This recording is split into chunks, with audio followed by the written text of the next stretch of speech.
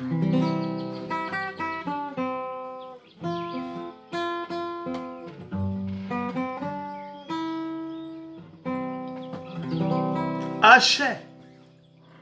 Ashe and Grand Rising once again to you all, my very beautiful people. Yes, you, my highly enriched melanin people.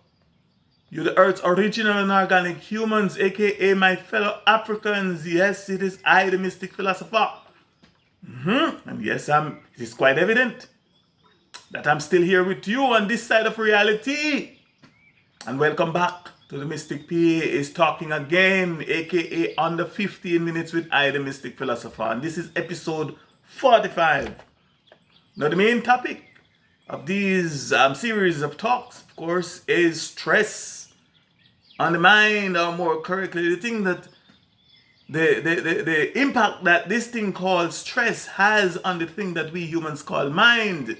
And from I, the Mystic Philosopher's perspective, the solution to this problem or to this disease is called stress can, or it may be found in and by understanding, understanding and overstanding the want equation, namely want is equal to money, which is equal to stress, which is equal to unhappiness. And also by putting into practice the knowledge that can be gained from this profound equation. And the quote that I am using and have been using to make and illustrate all my points thus far is from the 23rd Psalm, which is in the Adamic Race History and Holy Book, and I quote, "The Lord is my shepherd, I shall not want." And in my last episode, episode 44, I answered and shared with you some of my perspectives on the following questions. Question number 1, what is word? Question number 2, what is in a seed?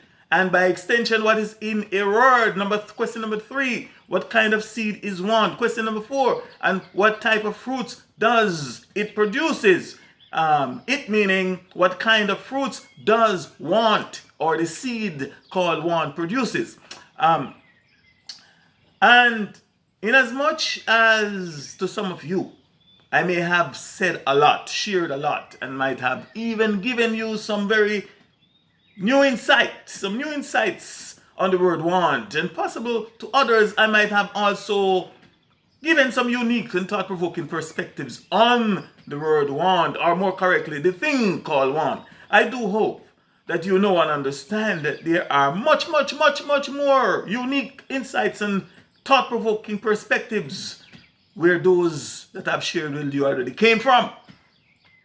And that I would like to share with you. I would like to share them with you, but to do so, and to do it at the depth that I would like to talk about these things and explain these subjects, 15 minutes cannot and will most definitely not do them justice, or do me or do you justice.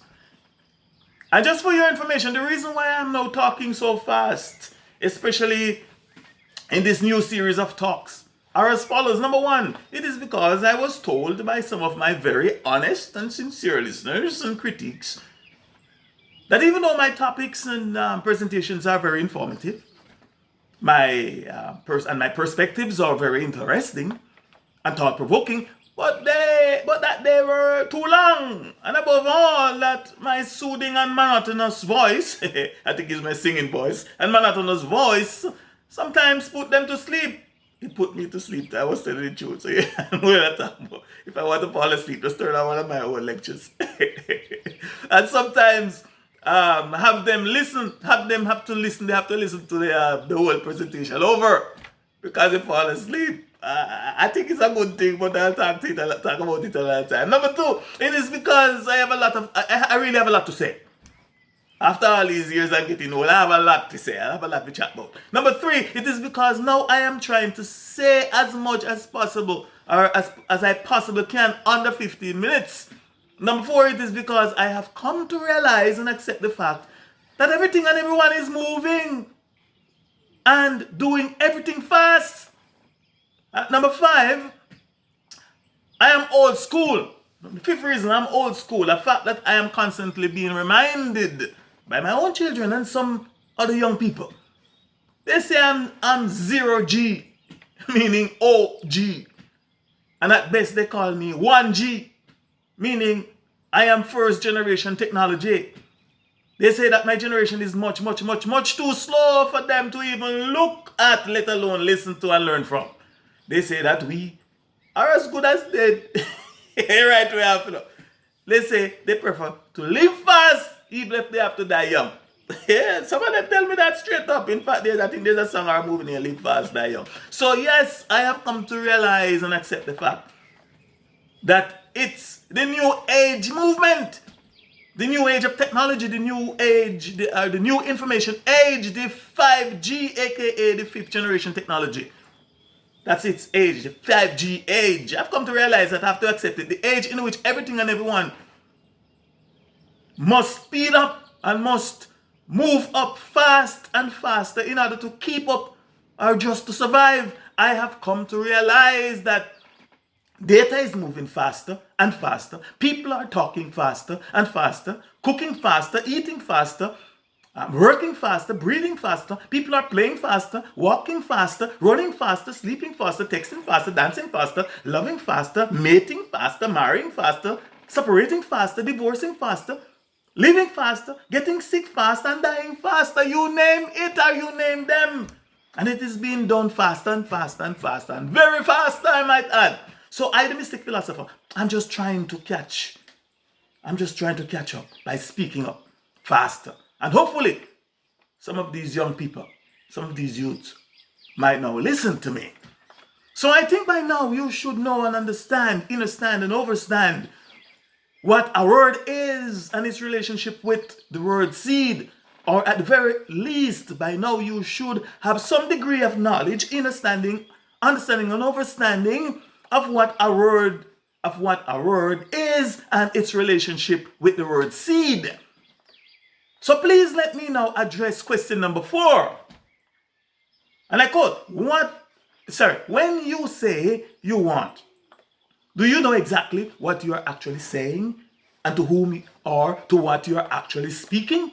Or when we say that we want, do we know exactly what we are actually saying and to whom or to what we are actually speaking? And please allow me to extend this question by asking, when we say that we want, do we know exactly what we are actually doing?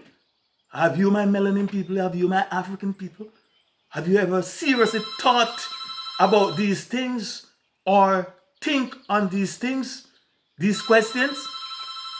Please let me address the last part of the first question first. Quote: when you say that you want, do you know exactly to whom or to what you are actually speaking? Or do you know what you are actually doing? Answer: for your information and from I, the Mystic Philosopher's perspective, what you are doing or what we are doing when we say that we want, we are actually speaking to the source of our sources as we think we know it via that which we call the universe, also as we think we know it. Or to break it down even further and make it simpler for you all to get it, let me say it another way.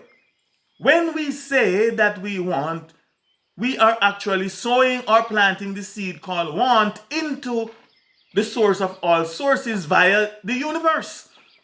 And thus we are actually saying to the source of all sources via the universe that we want.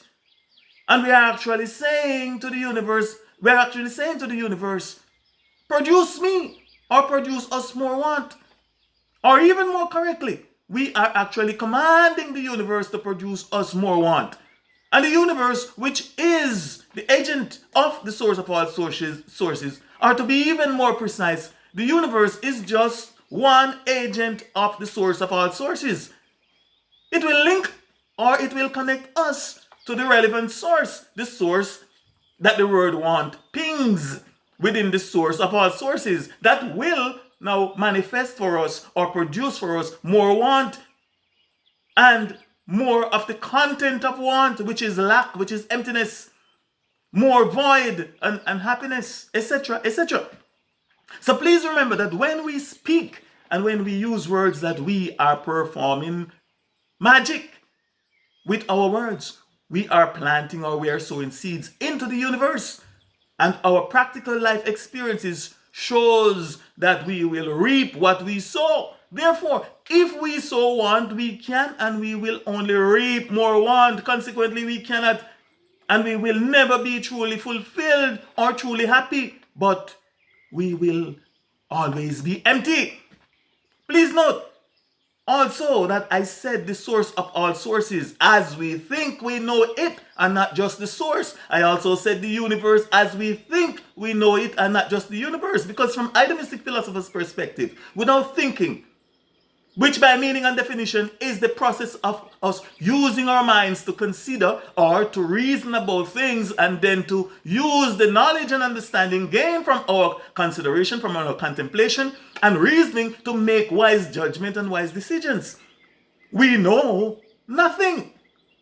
Without thinking, we know nothing. Without this process, we know nothing. Meaning, without this thing called thinking, we do not know. Without this thing called thinking, we cannot know. Without this thing called thinking, we may never know. And if you are doubtful of what I just said, I ask that you please ask yourself these few questions and be truthful to yourself as possible with your answers. What do you know without thinking? Or what do I know without thinking? And how do I know that you know? Or how do you know that you know without thinking? Or how do I know that I know without thinking? And please note that earlier I said that the universe is just an agent of the source of all sources. And that I also said while emphasizing the very important point, and I quote, as we think, we know it. Therefore, the universe, as we think we know it, is an agent of the source of all sources. So if or when we are sowing the seed of want, then we must know that all we are saying and affirming to the universe, that there is only lack, that there is only deficiency, that there is only void, that there is only emptiness, etc. Another point that I must mention here is that when you plant a seed and it germinates, grows and begins to bring forth fruits, it brings forth at least 10 folds. In other words, a seed will produce a minimum of 10 of itself. And the same is true of a word seed. But on these points, I will have much more to share with you later. So please stay tuned. Again, thus far today, for today's episode, I honestly think that I have given you, or at the very least, I honestly think that I may have given some of you, if not all of you, a lot more to think about and possibly a lot more to look forward to in my next episode, especially as it relates to stress, the seed called want and the want equation, etc. etc. And so, in the interest of time, have I gone over yet? No? And in the interest of time, I think that I should just pause here for today and ask that you please join me if or when next I'm talking again, possibly episode 40. This is what, 45, 46, where and when I will be talking and sharing with you more of my perspectives.